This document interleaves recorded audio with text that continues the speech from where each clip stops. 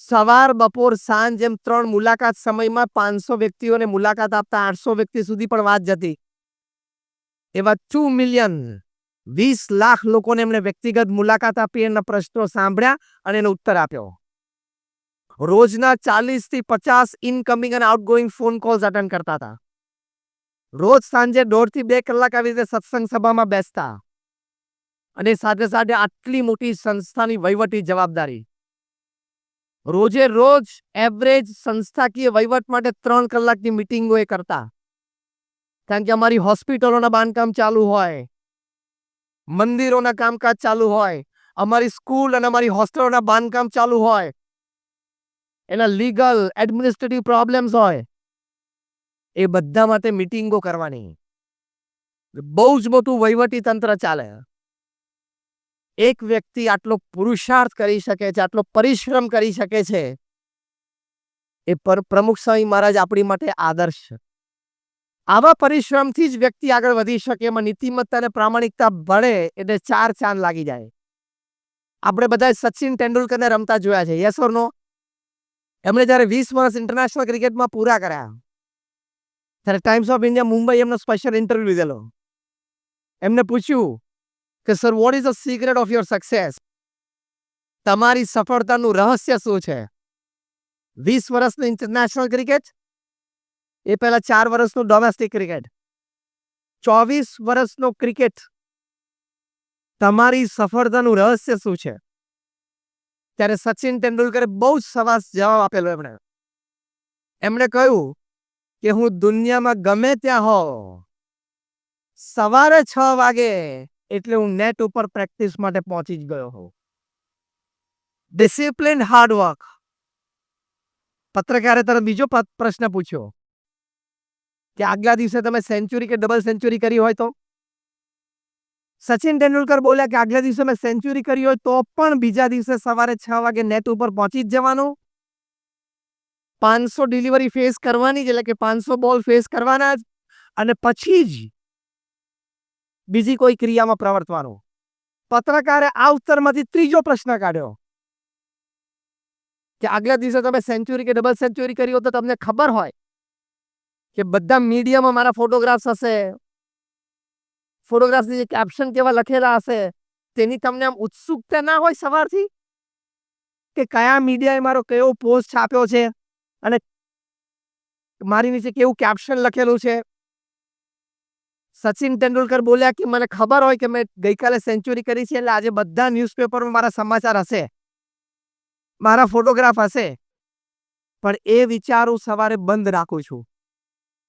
પહેલા 500 બોલની પ્રેક્ટિસ રોજ કરવાની જ. એ પતે પછી 9 વાગે જ મીડિયા ખોલવાનું. એ શિસ્ત મેં જાળવી છે, એટલે હું આ કક્ષા સુધી પહોંચ્યો છું. અને ડિસિપ્લિન, હાર્ડવર્ક પ્રમુખ સ્વામી મહારાજ હોય, સચિન તેંડુલકર હોય, આવા મહાપુરુષોએ, મહાન વ્યક્તિઓએ એમના જીવનમાં કર્યું છે ને, એટલે એ કક્ષા સુધી પહોંચ્યા છે. તો બીજી મોટી વાત, જીવંત જીવન માટે હંમેશા પરિશ્રમી થવું, પુરુષાર્થી થવું, અને જ્યાં સુધી જવાબદારી હોય ત્યાં સુધી શ્રદ્ધાથી કરતા રહેવું. આપણા દેશના સર્વોચ્ચ વ્યક્તિ 68 વર્ષની ઉંમરે પણ જો રોજના 15-18 કલાક કામ કરતા હોય તો આપણે તો કરી શકીએ કે નહીં? એ પણ આપણી માટે આદર્શ છે. તો બીજી વાત આ છે. એક ત્રીજી મોટી વાત જીવંત જીવન માટે કે પ્રોપર વર્ક લાઈફ બેલેન્સ તમે રાખજો. કામ પણ કરવાનું અને વ્યક્તિગત અને પારિવારિક જીવન માટે સમય પણ આપવાનો. એ બેલેન્સ બરોબર જાળવજો. તમે સવારે 8 વાગે કારખાને જાઓ ને રાત્રે 10 વાગ્યા સુધી તમે કારખાને બેસી રહો, એ જીવંત જીવન નથી. બેલેન્સ રાખવાનું. સાંજે 6 તો 6, 6:30 તો 6:30, 7 તો 7. એ બેલેન્સ તમે રાખશો તો એ વેલ બેલેન્સ લાઈફ હશે. એ ખૂબ સારી રીતે તમે બે પ્રકારનો કામનો પણ આનંદ મેળવી શકશો અને સાથે સાથે તમે પારિવારિક જીવનનો પણ તમે ખૂબ સુંદર આનંદ મેળવી શકશો. તો એ બંને પ્રકારનો આનંદ જીવનમાં તમારે મેળવવાનો. That is called live living. એ જીવંત જીવન તમે જીવ્યા કહેવાય. કઈ કક્ષાના કોર્પોરેટ્સ આ બેલેન્સ જીવનમાં રાખે છે? દુનિયાના સૌથી ધનાઢ્ય વ્યક્તિ છે વોરેન બફેટ. $100 અબજ ઇન્વેસ્ટમેન્ટ. $1 અબજ એટલે અત્યારે 70 રૂપિયા, તમે રાઉન્ડ ફિગર લઈ લો ગણતરી માટે, એટલે 7,000 કરોડ રૂપિયા થયા. 100 અબજ એટલે 7 લાખ કરોડ રૂપિયા. એટલા રૂપિયા લઈને મોરબીમાં આવે તો શું થાય? મોરબીનું આખું મોરબી ધ્રુજી જાય ને. 7 લાખ કરોડ રૂપિયા. હમણાં મીંડા ગણતા નહીં, ભૂલ પડશે. શાંતિથી ઘરે જઈ કેલ્ક્યુલેટરમાં સમાશે એની પાછળ. 63 કંપનીઝ. બર્કશાયર હેથવે એમની ફ્લેગશિપ કંપની છે. 63 કંપનીઓ ફ્લેગશિપ કંપની છે. એમાંથી લગભગ 10 થી 12 કંપની ફોર્ચ્યુન 500માં છે. કેટલો મોટો વહીવટ હશે, કેટલું મોટું તંત્ર ચાલતું હશે. સાંજે 6 વાગે એટલે ટેબલ ઉપર પેન મૂકીને ઊભા થઈ જવાનો. એમના જીવનનો સિદ્ધાંત છે કે સવારે 9 થી સાંજે 6 હું બિઝનેસમેન છું, સાંજે 6 થી 9 હું ફેમિલી મેન છું, અને રાત્રે 9 થી 10:30 હું એક આધ્યાત્મિક અસ્તિત્વ છું. I am a spiritual entity. Clear demarcation છે. કુમાર મંગલમ બિરલા, આદિત્ય બિરલા ગ્રુપના ચેરમેન, 5 લાખ કરોડનું આ કોંગ્લોમેરેટ છે. સોલ્ટ ટુ સોફ્ટવેર બધું બનાવે છે. મીઠાથી માંડીને સોફ્ટવેર, કમ્પ્યુટર્સના બધું બનાવે છે. 122 ઠેકાણાએ ઓલ ઓવર વર્લ્ડ એમની ફેક્ટરીઓ છે. એમના ધર્મપત્નીનો ઇન્ટરવ્યુ લેવામાં આવ્યો. એમને પ્રશ્ન પૂછવામાં આવ્યો કે તમે સમયનું આયોજન કેવી રીતે કરો છો? આટલો મોટો વહીવટ, આટલી મોટી વ્યવસ્થા, તમે પાછા ટાઉનમાં રહો છો, સાઉથ બોમ્બેમાં, એટલે રોજના 5 આમંત્રણ તમને પાર્ટીઝના એમનેમ હોય. How are you managing your time? તમારો સમય તમે કેવી રીતે મેનેજ કરો છો? ત્યારે કુમાર મંગલમ બિરલાના ધર્મપત્નીએ કહ્યું કે it is a custom in the Birla house. અમારા બિરલા હાઉસમાં એક રિવાજ છે કે રાત્રે 8 વાગે એટલે બધાએ પોતાનો મોબાઈલ ફોન અમારા માતૃશ્રી એટલે કે કુમાર મંગલમ બિરલાના માતૃશ્રી એટલે કે આદિત્ય બિરલાના વિધવા પત્ની એમને જમા કરાવી દેવાનો. જો બધા સ્તબ્ધ થઈ ગયા. આ તો બહુ ભારે વાત થઈ, કારણ કે અસલ મોબાઈલની દુનિયા તો 8 વાગ્યા પછી જ ચાલુ થાય. અને 8 વાગે મોબાઈલ જમા કરાવી દેવાનો. એટલે બધા ઇન્ટરવ્યુઅરે પૂછ્યું, ટાઈમ્સ ઓફ ઇન્ડિયાના પત્રકારે, કે sir then what do you do after that? તમે એના પછી તમે શું કરો? જાણે 8 વાગ્યા પછી મોબાઈલ ના તો દુનિયા જ નથી. ત્યારે કુમાર મંગલમ બિરલાના ધર્મપત્ની શ્રીએ કહ્યું કે 8 થી 8:45 ફેમિલી ડિનર ઉપર બધા સાથે બેઠા હોય ત્યારે કોઈએ મોબાઈલને અડવાનું નહીં. એ અમે નક્કી કરેલી વાત છે. તમે આજે આ નાની વાત શીખીને જજો કે રાત્રિ ભોજનમાં તમે પરિવાર સાથે બેઠા હો ત્યારે બધાએ પોતાનો મોબાઈલ ફોન 8-10 ફૂટ દૂર બીજા રૂમમાં મૂકી રાખો. કારણ કે ઘણી વખત તમે પરિવાર સાથે જમવા તો બેઠા હો, જ્યારે કોક દિવસ તમે વહેલા પહોંચી જાવ છો ઘરે ત્યારે. બાકી તો પેલી થાળી ઢાંકેલી હોય ને છે 9:30 બધા હશે એટલે વાત તો બધી મારી સાચી હશે, છે ને? આંગળી ઊંચી કરે બધા. તમારા બધાના ઘરમાં અમે કેમેરા મૂકેલા જ છે, બધી વાત ખબર છે. તો તમે પરિવારમાં સાથે બેઠો ત્યારે તમારા જમણા હાથમાં કોળીઓ અથવા ચમચી હોય, ડાબા હાથમાં શું હોય છે? બોલો. મોબાઈલ. તો મારે તમને એક સિમ્પલ પ્રશ્ન પૂછવાનો. એ પ્રશ્ન એવો છે કે તમે જમતા જમતા પણ મોબાઈલ ઉપર કોઈની સાથે વાત કરો છો, તો જેની સાથે વાત કરો છો એ વ્યક્તિ 50-100 માઇલ દૂર છે, એ તમારી માટે એ સમયે વધારે અગત્યની છે કે 2 ફૂટ દૂર બેઠેલું તમારું લોહીનું સગું વધારે અગત્યનું છે? ડિસાઈડ. એ નક્કી કરો. પેલો તો આખો દિવસ છે જ, આ લોકો અત્યારે જ છે ખાલી, અને ટેકન ફોર ગ્રાન્ટેડ નહીં રાખવાનું કે હોય છે ને બધા રાતે 10 વાગે ઘરે જઈએ તો બાયણું ખોલે છે ને હોય જ છે બધા અંદર. એવું નહીં વિચારી રાખવાનું ટેકન ફોર ગ્રાન્ટેડ. અને પાછો આપણો મોબાઈલ ફોન રાત્રે 11 વાગ્યા સુધી ચાલુ હોય, 12 વાગ્યા સુધી ચાલુ હોય. હા કે ના? સૂતા સૂતા છેલ્લે બેડરૂમમાં પલંગ ઉપર બેઠા બેઠા પણ એકવાર ડેટા ચાલુ કરીને વોટ્સએપ ચાલુ કરે. કઈ છે? કઈ છે? કઈ નથી. તું સૂઈ જા. તું સેલિબ્રિટી નથી. તારા ઇન્સ્ટાગ્રામ ઉપર 3.5 મિલિયન ફોલોવર નથી. તું સૂઈ જા. એટલે શું? ઘરમાં બધાને રાહત, તને રાહત. રાત્રે 11 અને 12 વાગ્યા સુધી તમે મોબાઈલ ચાલુ રાખો. વોરેન બફેટને કામ નહીં હોય? મને પ્રશ્નનો જવાબ આપો. વોરેન બફેટ અને કુમાર મંગલમ બિરલાને તમારા કરતા કામ ઓછું કે વધારે? દોસ્તી બોલો તો. વધારે.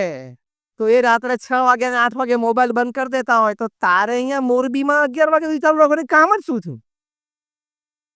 આ હું બોમ્બેની અને ન્યુયોર્કની વાત કરું છું. મુંબઈ અને ન્યુયોર્કની ને લંડનની વાત કરું છું. ત્યાં આ જીવનશૈલીથી લોકો જીવતા હોય કારણ કે એને પારિવારિક સંબંધો, પારિવારિક આનંદ, એની ગરિમા એને ખબર છે.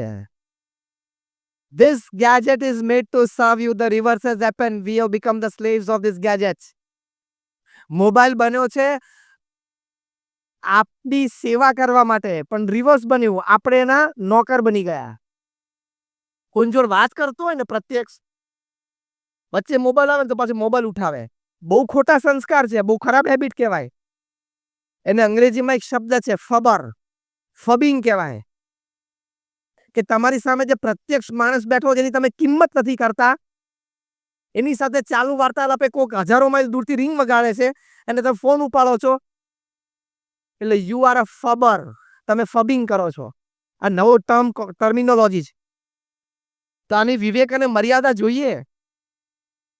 તમે રાત્રે 11-12 વાગ્યા સુધી એટલે મોબાઈલ ચાલુ રાખો છો કે તમને એમ છે કે મને 2G 3G રાફેલ, પછી હવે આ CAA અને હવે NPR આવશે, NRC જ આવશે, એ બધા વિશે મને ખૂબ ખબર છે, મેં ખૂબ વાંચ્યું છે, મારી પાસે ખૂબ માહિતી છે. એટલે કદાચ નરેન્દ્રભાઈને દિલ્હીમાં ખબર પડે કે મોરબીમાં ભાઈ છે, એમને આ માહિતી બહુ છે, સલાહ સૂચન કરી શકે એમ છે, તો જોઈન્ટ પાર્લામેન્ટરી કમિટી ગોઠવે અને એમાં મેમ્બરશિપ માટે તમને રાત્રે 11:30 વાગે પ્રધાનમંત્રી કાર્યાલયમાંથી ફોન આવે અને કદાચ તમે ન ઉપાડી શકો તો દેશની બહુ અસેવા થઈ જાય એવું તમને લાગે છે? તારા જેવા એમની પાસે 130 કરોડ છે. તું સુઈ જા. 11 વાગી ગયા છે. અને જેને બોલાવાના હોય છે એને ટાઈમે બોલાવી લે છે. કોકને ઈડી દ્વારા, કોકને CBI દ્વારા, જેને જ્યાં બોલાવાના હશે બધાને બોલાવી લેશે. તું ચિંતા ના કરીશ. 130 કરોડની પ્રજાને ટાઈમે ટાઈમે બોલાવી જ લેશે. એટલે રિસ્ટ્રિક્ટ યોરસેલ્ફ. આ ત્રીજો મોટો વિચાર હું તમને આપું છું જીવંત જીવન જીવવા માટે. કામ ધંધો પણ બહુ જ મોટા કરવાના, નૈતિકતા અને પ્રામાણિકતાથી કરવાના, સામે પરિવાર માટે પણ સમય સારી રીતે આપવાનો. તો એ તમારું જીવંત જીવન તમે જીવ્યા કહેવાય. તમારા મિત્રો માટે સમય આપવાનો, કોઈ સારી સંસ્થાઓ સાથે તમે જોડાયેલા હોય તો ત્યાં સેવા માટે પણ સમય આપવાનો. It is a well lived balance life. એની માટે મેં એક ફોર્મ્યુલા ડિઝાઇન કરી છે. 8+8+8, 8+8+8 સિસ્ટમ. તમારી પાસે 24 કલાક છે, એને 8+8+8 સિસ્ટમમાં નાખવાનો. 24 કલાકમાં 8+8+8 એટલે પહેલા 8 કલાક નૈતિક પ્રામાણિક પુરુષાર્થ તમારા વ્યવસાયમાં, બીજા 8 કલાક બહુ જ સારી નિંદર લેવી, સૂવું અને આરામ કરવો. આ બે વાત આપણે થઈ. ત્રીજા 8 કલાક છે બહુ અગત્યના છે. તમે સારી રીતે જીવી શકો તો તમે તમારું જીવન જીતી જશો. અને એ ત્રીજા 8 કલાક બરોબર જીવતા ના આવડ્યા તો એમને જિંદગી તો પૂરી થઈ જશે અને પસારે થઈ જશો. ત્રીજા 8 કલાકમાં અમે શીખવાડીએ છીએ 3F, 3H અને 3S. 3F એટલે ફેમિલી, ફ્રેન્ડ્સ અને ફેઇથ. 3H એટલે તમારું હેલ્થ, હાઇજીન અને હોબી. અને 3S એટલે સોલ, સર્વિસ એન્ડ સ્માઇલ. આ 9 ડિપાર્ટમેન્ટમાં તમારા ત્રીજા 8 કલાક વીતવા જોઈએ. તો તમે બેલેન્સ લાઈફ જીવી શકશો. મારી સાથે બધા રિપીટ કરજો. Family, friends, faith. ફરી વખત, family, friends, faith. Health, hygiene, hobby. ફરી વખત, હેલ્થ, હાઇજીન, હોબી. સોલ, સર્વિસ, સ્માઇલ. સોલ, સર્વિસ, સ્માઇલ. આ 9 ડિપાર્ટમેન્ટમાં તમારા ત્રીજા 8 કલાક જવા જોઈએ. તમે પ્રમુખ સ્વામી મહારાજને સવારે 45 મિનિટ પ્રાતઃ પૂજા કરતા જો તમને એમ લાગે કે આમને પૃથ્વી ઉપર પૂજા કર્યા સિવાય કોઈ કાર્યક્રમ જ નથી લાગતો. તમે એમને વહીવટી મિટિંગમાં બેઠેલા જો તેમ લાગે કે વોટ એન એડમિનિસ્ટ્રેટર, શું વહીવટદાર છે. સવાર અને સાંજ વોકિંગ કરવા માટે, પ્રાતઃ ભ્રમણ, સાયં ભ્રમણ માટે બહાર આવતા, ત્યારે પોતાની હેલ્થની પણ એટલી કાળજી રાખતા. આટલી મોટી જવાબદારી, આટલી મોટી સંસ્થા, દેશ પરદેશમાં 45 વર્ષ સુધી એક પણ દિવસની ચૂક વગર સવારે 6:40 વાગે પ્રમુખ સ્વામી મહારાજ વોકિંગ કરવા માટે આવતા. કેટલી નિયમિતતા. 6:39 પણ નહીં અને 6:41 પણ નહીં. 45 વર્ષ સુધી આ ટાઈમ એમણે મેન્ટેન કર્યો. 45 વર્ષ સુધી સવારે 7:30 વાગે સત્સંગ સભામાં પ્રાતઃ પૂજામાં આવી જતા એટલે આવી જતા. તમે એમ 7:25 થી તો તમને કોન્ફિડન્સ હોય કે હજી પ્રમુખ સ્વામી મહારાજ મંચ ઉપર નહીં જ આવ્યા હોય. અને 7:35 થઈ જાય તમને લાગે કે ના આવી ગયા હશે, અને આવી જ ગયા હોય. શેડ્યુલિંગ અને ટાઈમ મેનેજમેન્ટ કર્યું. જોઈએ ચલો ને કાલે તું આવજે ને પતી ગયું, તારું કશું નહીં થાય. એટલે આવી રીતે આ 9 ડિપાર્ટમેન્ટમાં તમારું જીવન વ્યતીત થવું જોઈએ. એટલે બેલેન્સ લાઈફ છે. ચોથી મોટી વાત, અભિગમો સવડા, હકારાત્મક અને ઊંચા રાખવા. નાની નાની વાતમાં અકળાઈ ના જવું, નાની નાની વાતમાં ઇરિટેશન, ફ્રસ્ટ્રેશનમાં ના આવવું, નાની નાની વાતમાં ગભરાઈ ના જવું. શું થશે એવો વિચાર ના કરવો. આ ચોથો મોટો વિચાર તમને આપું છું જીવંત જીવન જીવવા માટે. આપણે તો હાથમાંથી કપરકા બી છૂટી જાય ને તો એટલે મરી ગયા, એટલે આમાં ના મરી જાય. કપરકા બી હાથમાંથી છૂટી જાય, ફૂટી જાય, ચાપ ડોળાઈ જાય. પહેલો શબ્દ શું, મરી ગયા, એટલે ના મરાય આમાં. એમ નાની નાની વાતમાં અભિગમો સવડા રાખવા. આપણે નાની નાની વાતમાં ગુસ્સે થઈ જઈએ, નાની નાની વાતમાં આકળાઈ જઈએ તો આપણી સ્ટેબિલિટી અને સ્થિરતા ક્યાં રહી? એટલું તો માઇન્ડ સ્ટ્રોંગ રાખવાનું. You should have your mind strong that no circumstances and situations can disturb me.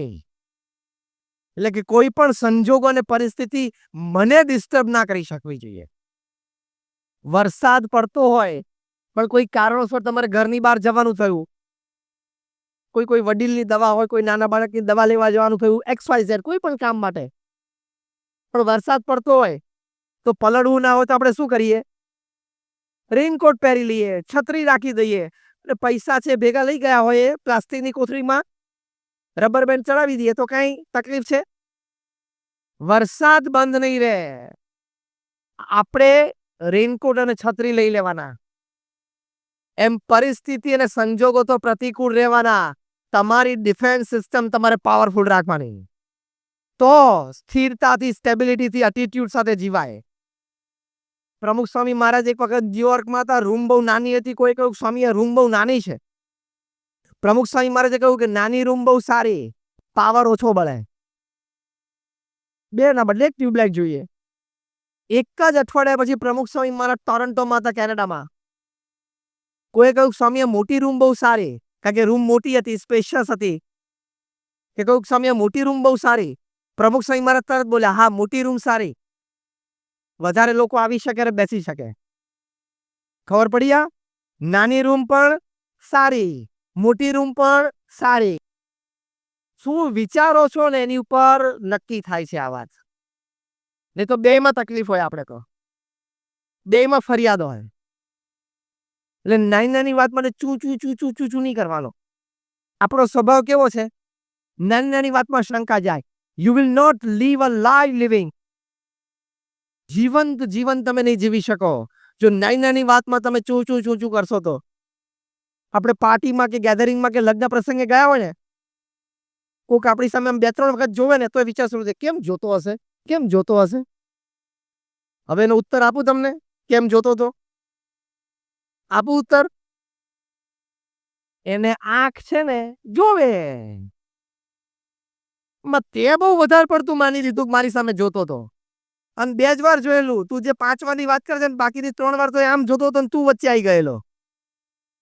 અને લગ્ન પ્રસંગમાંથી પાછા આવે એટલે પાછા, રિસેપ્શનમાંથી પાછા આવીએ એટલે ઘરે જતા જતા ચર્ચા કરે. અને ઘરે બેસીને કરે. પેલા એ પહેર્યું તું, પેલા આમ પહેર્યું તું, પેલા આમ બોલ્યા તા, પેલા આમ ઉભા હતા, પેલા મારી સામે એમને રોજ તને પ્રેમથી કોઈ આમંત્રણ આપ્યું, એને એની શક્તિ પ્રમાણે વ્યવસ્થા કરી. અને સંજોગ આવો મોટો પ્રસંગ હોય તો થોડી નાની મોટી ગેરવ્યવસ્થા ઊભી થાય. તારે પ્રેમથી એને મળવાનું હતું. એને મીઠું મોઢું કરાવવું હતું, તને તો પ્રેમથી કરાવ્યું. અને ત્યાં જે બ્રાઇડ ગ્રૂમ હતા, પતિ જે લગ્ન ગ્રંથિથી જોડાયેલા હતા, એને શુભેચ્છા અને આશીર્વાદ આપી દેવાના હતા. તારે ક્યાં બીજી ટીકામાં પડવાનું હતું? આ તો રવિવારે સવારે એક તો 10 વાગે ઉઠે અને પછી ગેલેરીમાં ઊભો રહે, બીજે માળે, નીચેથી જાન જતી હોય એટલે પાછો ઉઠીને બહાર આવ્યો, બાકી તો હજી કલાક હુઈ રહેત. અને પછી ત્યાં ઊભો બ્રશ કરે અને થૂકે. એટલે એક તો સ્વચ્છ ભારત બગાડે. અમે આ મોરબીના રસ્તામાંથી આયા, ભયંકર ગંદકી છે. આ તમને બધા શ્રેષ્ઠીઓ બેઠા છો આજે વિનંતી કરવાની. શું કચરો પડ્યો છે મોરબીમાં રોડ ઉપર. તે બધા શ્રેષ્ઠીઓ અને વડીલો અહીંયા બેઠા છો અને આગેવાનો છો. આપે બધાએ પોતપોતાના ક્ષેત્રમાં ખૂબ સુંદર કાર્ય કર્યું છે. તો અહીંયા આજે પણ લો કે મોરબીને સ્વચ્છ બનાવવું છે. આ સુરત શહેર તમે જો, તમે બધા સુરત ગયા છો છેલ્લા 2-3 મહિનામાં? હાથ ઊંચો કરો. બધા ગયા છો. છેલ્લા 2-4 મહિનામાં તમે સુરત કેટલી ક્લીન સિટી છે. એક સમયે સૌથી વધારે ગંદવાળો ત્યાં હતો. તો હવે સુરતની જેમ તમે પણ લો. સુરતમાં તમારા જ પટેલ ભાઈઓ છે, એ લોકો ત્યાં કરી શકે તો તમે ના કરી શકો?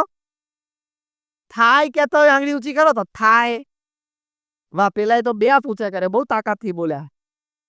ફરી વખત હાથ ઊંચા કરો, મારે જોવાનું રહી ગયું. થાય, મોરબી સ્વચ્છ થાય. તો કોણ એની માટે પણ લેશે કે 2021ની સાલ સુધીમાં ભારતનું સૌથી સ્વચ્છ શહેર એ મોરબી હશે? જે કહેતા હોય એકવાર ઊભા થઈને બેસો એટલે મને ખબર પડે. એકવાર ઊભા થાઓ કે જે 2021માં મોરબી સૌથી સ્વચ્છ શહેર. એકવાર ઊભા થઈને બેસો એટલે ખબર પડે. Thank you very much. I give you big hands. તમે કારખાના આટલા સુંદર ચલાવો છો, આટલો મોટો વહીવટ વ્યવહાર કરો છો, તે મોરબી જેવા નાનકડા ગામને સ્વચ્છ કરવું એ તો તમારા માટે ડાબા હાથનો ખેલ છે. હું તમને ત્યાં સુધી કહું કે બોલો તમારા કારખાનામાં જેટલા કારીગરો કામ કરે છે ને, કર્મચારીઓ જેટલા છે કે જેટલા મજૂરો છે, એ બધાને તમે ખાલી 1 અઠવાડિયા સુધી 1 કલાક દિવસમાં ઓછું કામ આપીને 1 કલાક માટે એ લોકોને સ્વચ્છતામાં વળગાડી દો તો એક જ અઠવાડિયામાં મોરબી સ્વચ્છ થઈ જાય એમ છે. તમને રહેવાની મજા આવે. સવારના પહોરમાં મોર્નિંગ વોકમાં તમને મજા આવે. તમે એમ ગાડી લઈને નીકળ્યા હોય તો તમને આનંદ થાય કે આપણું શહેર કેટલું સ્વચ્છ અને સુઘડ છે. જેટલા કારખાનાવાળા અહીંયા બેઠા છે ને બધાના વિનંતી, હું તમને આ પ્રોજેક્ટ આપું છું કે હવે આવતા દિવસથી, કાલથી કે પરમ દિવસથી, જ્યારથી શરૂ કરો, ખાલી 1 કલાક કામ સાંજે વહેલું બંધ કરવાનું. 1 કલાક. અને બધા જ તમારા કર્મચારીઓ, તમારા મજૂરો જે હોય અને તમે પણ, પ્રધાનમંત્રી શ્રી એ પોતે આ કક્ષાએથી ઝાડુ લઈને ઝાડુ વાળી શકતા હોય તો આપણે તો નાગરિક છીએ ને, આપણે તો કરવું જોઈએ કે નહીં? તમે પણ જોડાજો. હું માનું છું ત્યાં સુધી 1 અઠવાડિયામાં મોરબી સ્વચ્છ થઈ જાય. થાય કે ના થાય? જરા આમ જોરથી બોલો તો. મારું મોરબી, સ્વચ્છ મોરબી, મારું મોરબી, સ્વચ્છ મોરબી. તો આ તમને આવતા અઠવાડિયા માટેનો પ્રોજેક્ટ છે. તો આપણે આ વાત સમજતા હતા કે આવી સેવાની ભાવના અને આવા સંસ્કારથી તમે તમારું જીવન છે જીવંત બનાવી શકો છો. તો આજે મેં તમને હેલ્થ હાઇજીન હોબી કીધી, એમાં હાઇજીનની આ વાત કરી. તો 8+8+8 ની સિસ્ટમમાં હું બહુ ડિટેલમાં નથી જતો. મેં તમને શબ્દ નામાભીકરણ આપી દીધું. એમાંથી 1-2 ની ડિટેલમાં વાત કરી, બાકીની તમે સમજી શકો છો. અને છેલ્લી મોટી વાત અને 5મો મોટો વિચાર એ તમારા ભગવાન પ્રત્યેની શ્રદ્ધા અને ભગવાન પ્રત્યેની ભક્તિ છે. તમે એમ ના માનતા કે અમે સંત છીએ આ વાત કરીએ છીએ. As I tell you, I am a man of science અને મેન ઓફ સ્પિરિચ્યુઆલિટી. હું વિજ્ઞાનથી પણ વાત કરીશ અને અધ્યાત્મની વાત કરીશ. તમે બેઠા છો તમારામાંથી નાસ્તિકમાં નાસ્તિક પાસે જે નાસ્તિકપણાનો પ્રશ્ન અને મારી પાસે લાવજો. હું તમને 15 મિનિટમાં વૈજ્ઞાનિક દ્રષ્ટિકોણથી તમને લોજિકલી સાબિત કરીશ કે વિજ્ઞાને આજે અધ્યાત્મની કેટલી સાબિતી આપી છે. ઇન્ટરનેશનલ કોન્ફરન્સીસમાં 50,000થી પણ વધારે research papers, survey papers by man of science, વૈજ્ઞાનિકો દ્વારા પ્રસ્તુત થયા છે, જેમાં ભગવાન પ્રત્યેની શ્રદ્ધા, ભગવાન પ્રત્યેની ભક્તિ, ભગવાનનું કંઈક નામ સ્મરણ, મંદિર દર્શન, સંત સમાગમ, સત્શાસ્ત્રોનો અભ્યાસ, એવા કોઈક પ્રકારે તમે ભગવાન સાથેનો સંબંધ હશે, તમને ફિઝિકલ, મેન્ટલ, ઇમોશનલ, મોરલ કેટલો બધો લાભ થાય છે. આપણા સત્શાસ્ત્રોમાં જે વાતો લખી છે ને બધી વિજ્ઞાને સાબિત કરી છે. એટલે કોઈ અત્યારે બોલી શકે એમ નથી કે આ વાત તો ઠીક છે ને આ વાત તો ખોટી છે ને આમાં કોણે જોયું છે ને. એ જે બોલે છે ને એ અજ્ઞાન છે, એને માહિતી નથી અને કાં તો અહમથી બોલે છે. તમને જે વાત અધ્યાત્મની ખોટી લાગતી હોય ને એ તમે મારી પાસે લાવજો. એ વૈજ્ઞાનિક દ્રષ્ટિએ સાબિત થઈ ગઈ છે એ હું તમને લોજિકલ પ્રૂફ આપીશ. આપણા સત્શાસ્ત્રોમાં ભગવાનનું નામ સ્મરણ, તમે ભગવાન રામમાં માનતા હોય, ભગવાન કૃષ્ણમાં માનતા હોય, ભગવાન મહાવીરમાં માનતા હોય, ભગવાન સ્વામિનારાયણમાં માનતા હોય, જે પણ ભગવાનના સ્વરૂપમાં તમે માનતા હો બધા એક છે. એનું તમે નિત્ય 10-15 મિનિટ પણ નામ સ્મરણ કરો તો તમને શું લાભ છે તમને ખબર છે? હવે હું તમને સાયન્ટિફિક વાત કરું. જીવંત જીવન જીવવા માટે આ સર્વોચ્ચ વિચાર. હું તમને બધા નામ પણ આપીશ, તમે ગૂગલ પર જઈ શકો છો, એ યુનિવર્સિટીની વેબસાઇટ ઉપર પણ જઈ શકો છો. યુનિવર્સિટી ઓફ ફિલાડેલ્ફિયા અમેરિકામાં, યુનિવર્સિટી ઓફ પેન્સિલ્વેનિયા અમેરિકામાં, એના 2 વૈજ્ઞાનિકો doctor Andrew Newberg, doctor H G. કોઈન, એમણે એક પ્રયોગ કર્યો. પ્રયોગ એવો હતો કે આખા અમેરિકામાંથી 4,000 લોકોને ભેગા કર્યા, 1,000-1,000ના 4 ગ્રુપ કર્યા. પહેલું ગ્રુપ હતું 4 થી 12 વર્ષના બાળકો, બીજું ગ્રુપ હતું 12 થી 22 વર્ષના તરુણો અને યુવાનો, ત્રીજું ગ્રુપ હતું 22 થી 60ના બધી ઉંમરના, જે બૌદ્ધા આપણા જે બેઠા છે 22 થી 60ની ઉંમરના, ચોથું ગ્રુપ હતું 60 to 80, 60 થી 80ના એટલે કે રિટાયર્ડ અને વૃદ્ધ લોકો. આ 4 ગ્રુપ એમણે 1,000-1,000ના બનાવ્યા. પછી સાયકો ન્યુરો સોફ્ટવેર્સથી એમના માઇન્ડ મેપિંગ અને એમઆરઆઈસ થયા. એટલે એમના વિચાર અને એમના મૂડ્સ પ્રમાણે એમના બોડીમાં હાર્મોન સિક્રેશન્સ ચેક કરવામાં આવ્યા. પછી એ લોકોને કહ્યું તમે જે પણ ભગવાનમાં માનતા હોય ભગવાનનું તમે 12 મિનિટ નામ સ્મરણ કરો. આંખ બંધ કરીને એ ભગવાનની મૂર્તિનું તમે નામ સ્મરણ કરજો. એ પણ એ લોકોને કરાવ્યું, 3-4 વખત પ્રયોગ કરાવ્યો, પછી કહ્યું કે બધા ઘરે જાઓ.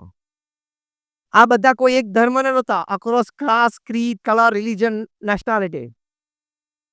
8 અઠવાડિયા સુધી તમારે રોજ આ પ્રયોગ કરવાનો, because you are subject of the experiment. 8 અઠવાડિયા સુધી રોજ 12 મિનિટ ભગવાનનું નામ સ્મરણ કરવાનું. 8 અઠવાડિયા પછી પાછા એ લોકોને ત્યાં યુનિવર્સિટીના કેમ્પસ ઉપર બોલાવ્યા. 1-2 વખત પ્રયોગ કરાવી સાયકો ન્યુરો સોફ્ટવેર વર્ઝન 2.0 થી